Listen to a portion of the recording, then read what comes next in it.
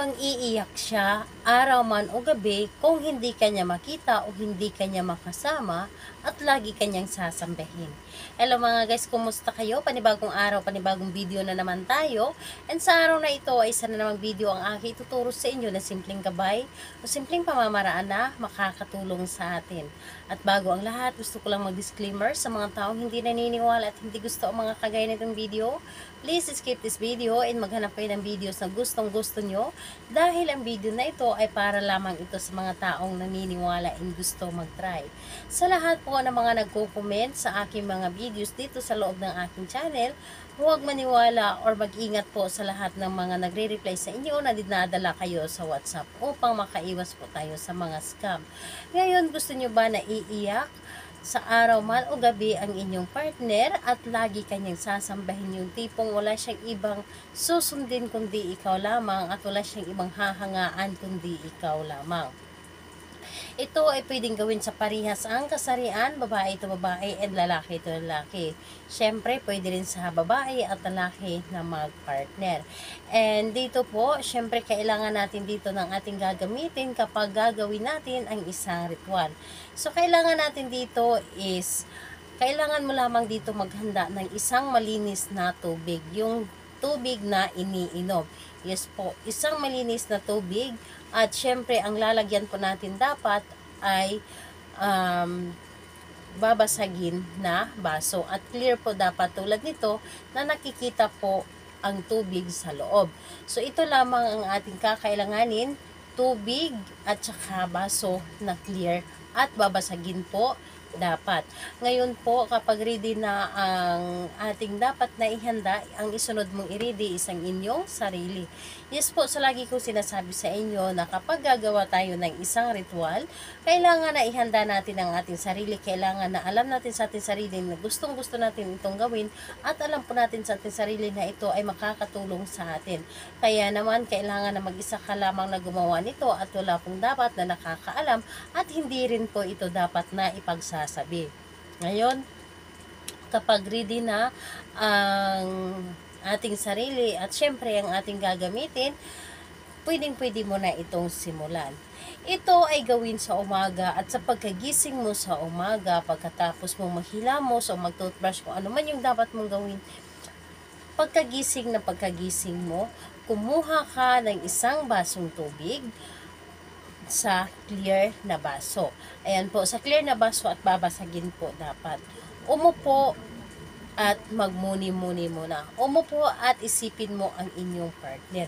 Isipin mo na kailangan na nagmula sa inyong puso, taimtim po dapat, at kailangan na mga positive vibes lang po yung mga nasa isip ninyo at tipong wala kayong iniisip na mga negative. Dapat po positive lahat ang inyong nasa isip. Halimbawa na lamang yung mga past ninyo na mga masaya, yung magkasama kayo or namasyal kayo, na masaya kayo, yung mga moment ninyo na masaya, yun po ang isipin ninyo. At yung coming pa lamang na mga moment na masaya, yung mga plano, halimbawa may mga plano kayo sa inyong dalawa na alam ninyo na ikakasaya ninyo ito, yun po ang isipin ninyo. At wag na wag ninyong isipin yung mga dati na hindi maganda, yung nag-aaway kayo. Dapat po ay masaya lang lahat ang inyong iniisip. Dapat yung tipong napakagaan sa iyong puso, masaya yung nasa puso ninyo habang ginagawa ninyo. Dahil ito po ang ating gustong mangyari, yung magiging masaya yung relasyon ninyo. Ngayon po, kapag naisip nyo na yan lahat-lahat at wala kayong ibang iniisip kundi yung partner nyo lamang at yung mga magagandang mangyayari lamang, ang isunod po ninyong gawin ay kunin ang baso na may lamang tubig. Kunin ninyo ang baso na may lamang tubig at ibulong po ninyo dito ang mga gusto ninyo. Ibulong ninyo dito yung pangalan niya at apelyido ng sunod-sunod ng 3 beses. Halimbawa na lamang pangalan niya, apelyido, pangalan, apelyido, pangalan, apelyido.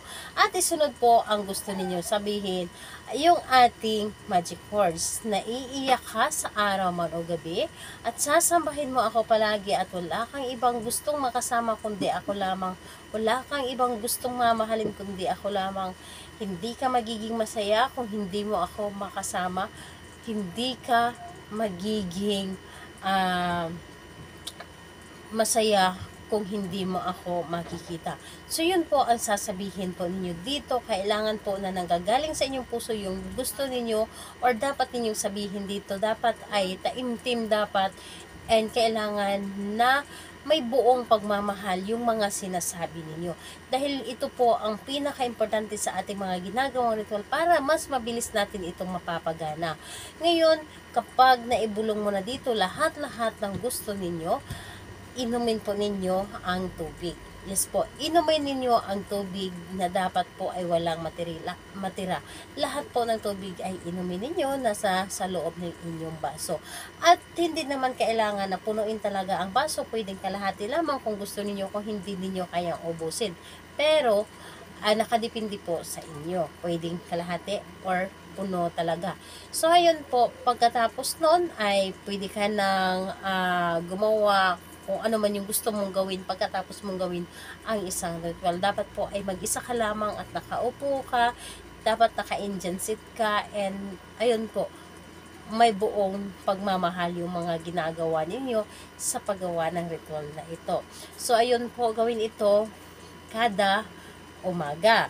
And kung magtatanong ka kailan siya pwedeng gawin, napakaganda dahil pwedeng-pwede mo itong gawin ng kahit anong araw at kahit anong oras. So, pwedeng-pwede mo siya umpisan and pwedeng-pwede mo siya ito gawin every morning. So, ayun po. Sa mga gusto pong magpa-shoutout, mag-comment lamang sa baba upang ma-shoutout ko po kayo sa next video. And sa mga gusto din po magtanong lamang kayo or mag-comment para ma-replyan ko din po kayo. Bye-bye everyone. God bless us all.